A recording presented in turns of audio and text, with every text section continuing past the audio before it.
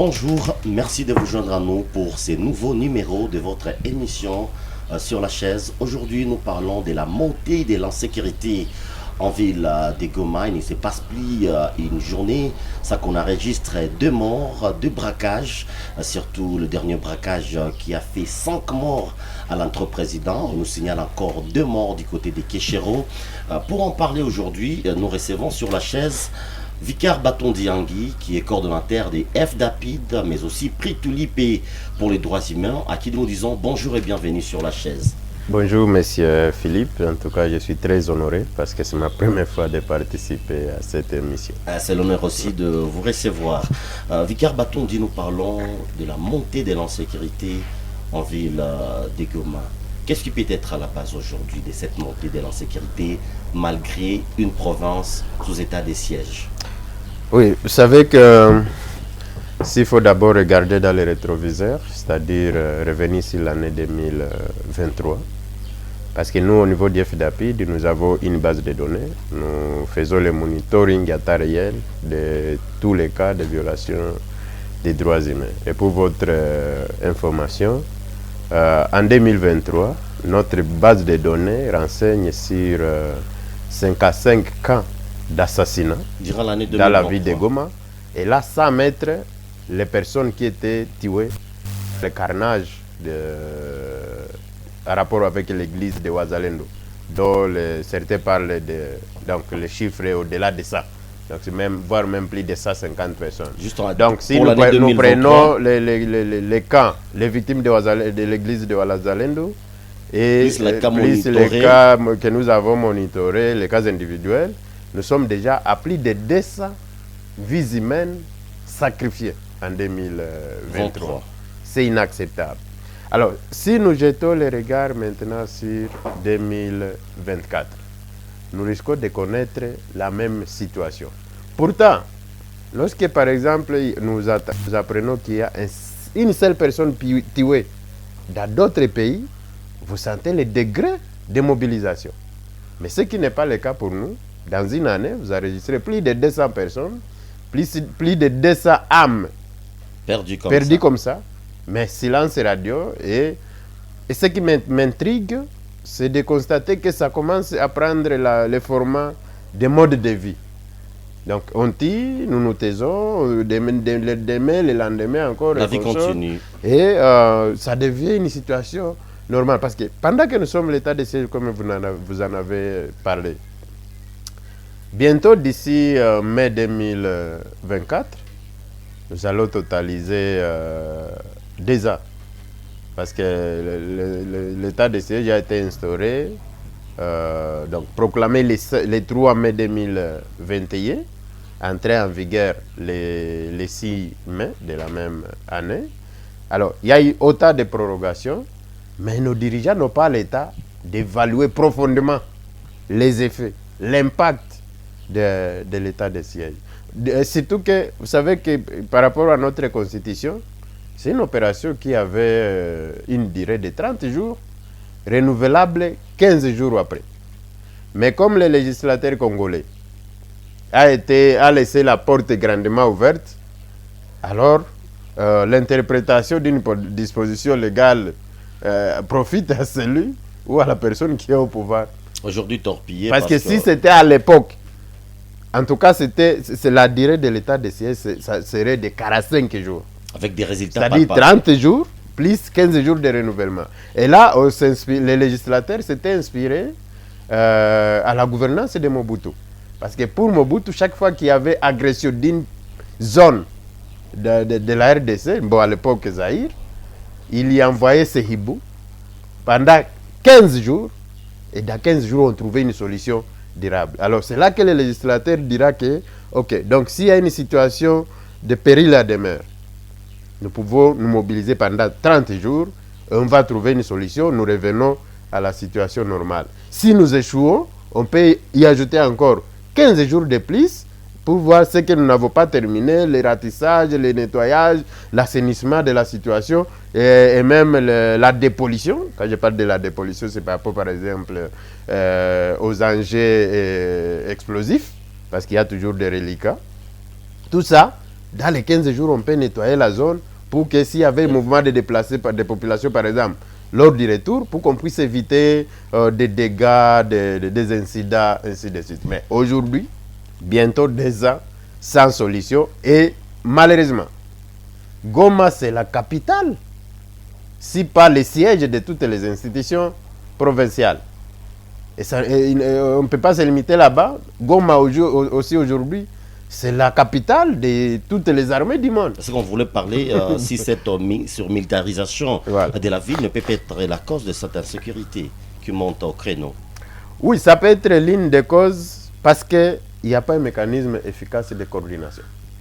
On ne sait pas qui fait quoi, si les ordres de qui, avec quels moyens. Je suis revenu de Kinshasa récemment. J'étais honté de trouver le long de la route, au niveau de l'enclos de l'aéroport, plein de militaires en train de commander. Alors, vous voulez demander à celui-là de ne pas se faire corrompre. C'est facile de lui donner $400, $1000, et il va donner la porte à l'ennemi. Mais si les conditions de vie militaires dans la zone opérationnelle étaient la même que les honorables députés qui reçoivent plus de 21 000 et peut-être aujourd'hui on ne parle même de 33 000. Donnez seulement $2 000 par mois à un militaire qui est à Sake, qui est à Nyiragongo, qui est, c'est pas moi, partout où il y a les affrontements. Vous allez voir comment les Congolais vont se battre. Parce que je le dis souvent, vous pouvez prendre un militaire américain et lui mettre dans les conditions de nos militaires. Il sera moins efficace que nos militaires, que nous avons, les militaires que nous avons aujourd'hui. L'inverse est que vous prenez les militaires congolais, qui est très fort malgré les conditions dans lesquelles il travaille. Vous lui mettez dans les conditions de travail des militaires américains. Vous verrez les résultats. Donc c'est à nous, c'est aux dirigeants, c'est au gouvernement de prendre cette question de sécurité au sérieux. Et à cela, je pouvais peut-être aussi ajouter le fait que nous avons beaucoup de généraux. Et vous savez, dans le monde militaire, il est compliqué. Lorsque moi je suis général, tu ne peux pas me donner les ordres. Et là, on se pose, lorsque nous avons par exemple plus de 5 généraux dans une même zone opérationnelle, qui va obtempérer aux ordres de qui? À part ça, donc, il y a amalgame, nous avons l'état de siège. Mais dans l'état de siège, le gouverneur, qui normalement devait être le commandant des opérations, c'est ça la valeur de l'état de siège. Mais qui ne l'est pas, malheureusement. C'est ça la valeur de l'état de siège. Mais on l'a déjà ôté de ce pouvoir-là. Et là, maintenant, lui reste en train de gérer des chantiers. Alors que je suivais par exemple l'honorable Prince Kiangi, que je salue en passant, qui disait que nous devons ressembler à la guerre. Tufanane vita. Tufanane vita, c'est-à-dire toutes les décisions que nous prenons doivent avoir des liens avec ce que nous cherchons comme piste de solution, comme solution durable à la guerre. J'ai suivi avant-hier des joueurs capturés à Kichanga parce qu'ils devaient venir à Goma pour un championnat. Imaginez-vous. Qui est cette autorité qui peut autoriser un championnat en déplaçant les joueurs des zones sécurisées pour passer sur des zones insécurisées avant d'atteindre la ville où on organise les championnats. Donc, ils n'ont même pas l'état de faire l'analyse des risques. Pourtant, dans chaque décision, avant de prendre une décision, il y a des étapes. Avant d'arriver à la décision finale, vous devez vous rassurer que vous avez épuisé toutes les étapes possibles. Et parmi les étapes, il y a la phase de l'analyse des risques. Merci. La gestion de Wazalendo cause encore problème et sont pointés du doigt dans tout ce qui se passe comme insécurité en ville de Goma et aux alentours. Oui, c'est une autre question pertinente. Parce que vous savez que récemment, il y a une loi qui a été promulguée relative aux réservistes de l'armée. Et cette loi, normalement, doit être mise en application. C'est-à-dire qu'il faut qu'il y ait un bon mécanisme d'encadrement des Wazalendo. Parce que c'est une force, sans laquelle peut-être la ville serait déjà tombée. c'est une force qui, aux côtés des FARDC, applique l'article 63 de la Constitution qui dit que tout Congolais doit défendre son pays lorsqu'il est en danger. Et maintenant, il revient au gouvernement. C'est comme par exemple, lorsque nous quittons parce qu'aujourd'hui on ne peut plus parler des groupes armés. C'est maintenant les Ouazalendou.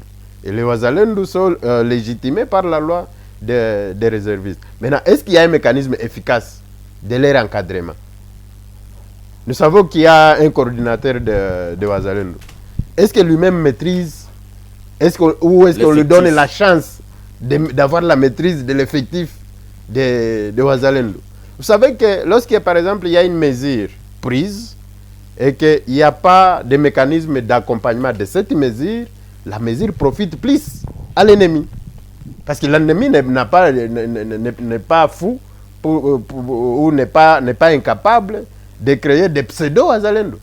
On peut avoir des pseudo-Ouazalendou et qui vont circuler dans la ville en train de causer des dégâts, et cela tombe sur le vrai Ouazalendou qui, au contraire, qui pourtant sont dans la zone opérationnelle. Parce qu'un vrai Mouzalendou qui a les soucis de son pays n'a pas le temps de déambuler dans la ville.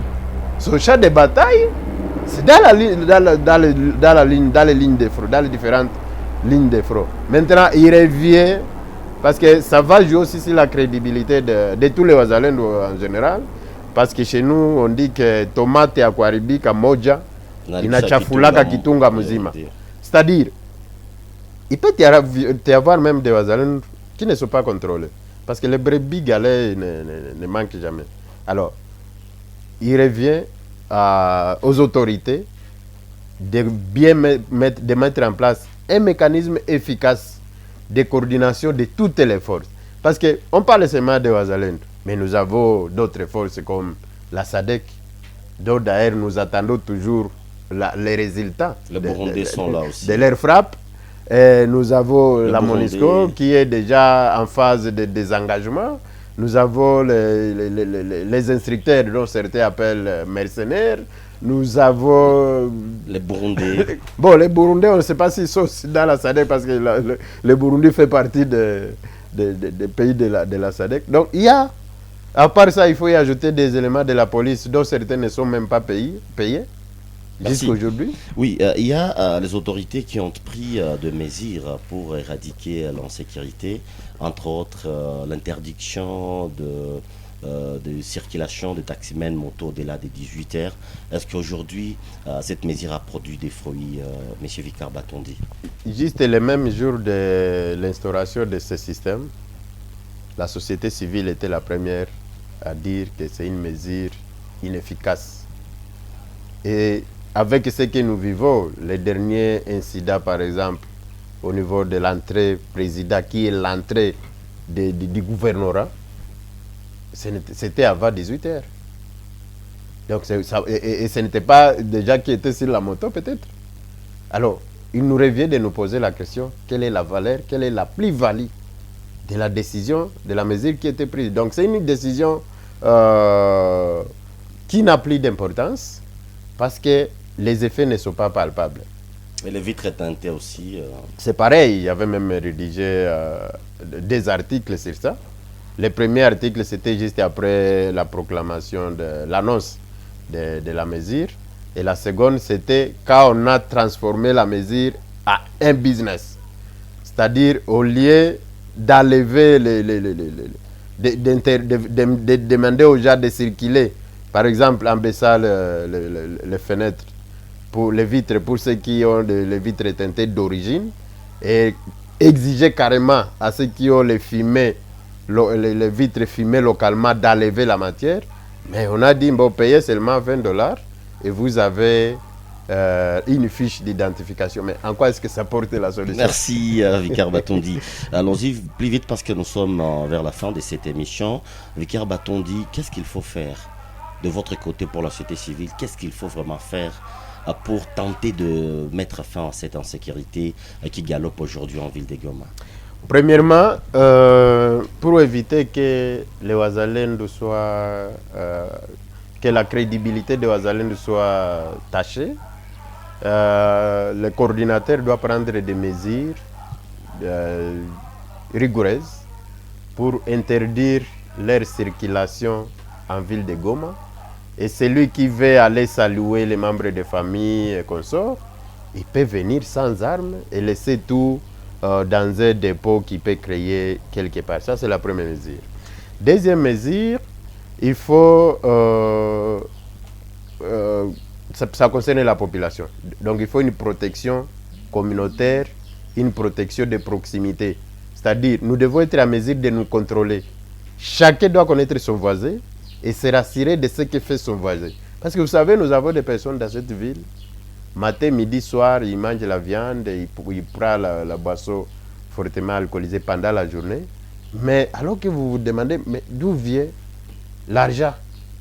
Parce que tu ne peux pas être en mesure de se procurer chaque jour des caisses de prémices. Vous mangez, vous consommez la viande de lapin, de chèvre, chaque jour, alors que vous n'avez pas d'emploi. Mais il faut se poser sur l'origine de cet argent. Donc, on doit être en mesure d'identifier ce genre de personnes. Et ça nous revient, nous, à la population, de dire, en tout cas, en suivant les mouvements de mon voisin ici, il n'a jamais allé au travail. Et nous n'avons pas de pâturage ou de chats à Goma. Mais chaque jour, il fait ça. Et nous nous posons la question sur l'origine de cet argent. Ça va aider les services à pouvoir cartographier les auteurs de l'insécurité dans la ville de Goma. Aussi, lorsqu'on organise des patrouilles, au niveau de la société civile, nous l'avons dénoncé plusieurs fois, on ne peut pas te mettre sur la liste après avoir donné de l'argent. Tu donnes $5 pour qu'on te mette sur la liste. Et ensuite, donc la personne doit aller traquer la population, doit chercher à voler les téléphones de toute personne qui passe pour se rembourser d'abord les $5 et trouver encore un $5 qui va payer pour qu'on la ligne encore de nouveau. Donc il y a des pratiques malsaines qu'on doit combattre. Prenons aussi le cas de roulage. On peut prendre quelques roulages, on les affecte dans les avenues. C'est anormal aujourd'hui que quand vous passez sur un carrefour, vous trouvez plus de 10 éléments de la police de circulation routière. Il faut quoi? On peut y laisser 2 personnes et les autres, on les affecte dans les avenues parce que la population a besoin plus de ces policiers pour leur sécurité, pour la sécurité de leurs biens, dans les avenues, dans les quartiers, dans les communes. Mais aussi, peut-être l'autre mesure, c'est par rapport maintenant aux personnes qui sont capturées, les suspects, les présumés auteurs de l'insécurité dans la ville de Goma. On doit chaque fois diligenter leur procès pour que les innocents, parce que les innocents ne manquent pas, nous connaissons souvent, nous avons déjà enregistré des cas de victimes innocentes dans cette ville, pour que quand le procès le jugement est déjà rendu, on peut les prendre et les acheminer, les transférer dans d'autres prisons des provinces de l'Ouest, par exemple, là où même s'il aurait tendance de s'évader, il ne pourra plus atteindre Goma facilement. Donc cette mesure-là va aussi aider parce que la population se décourage lorsque, par exemple, aujourd'hui, un présumé criminel est capturé. Après 24 heures, dans moins de 24 heures, vous le voyez encore circuler.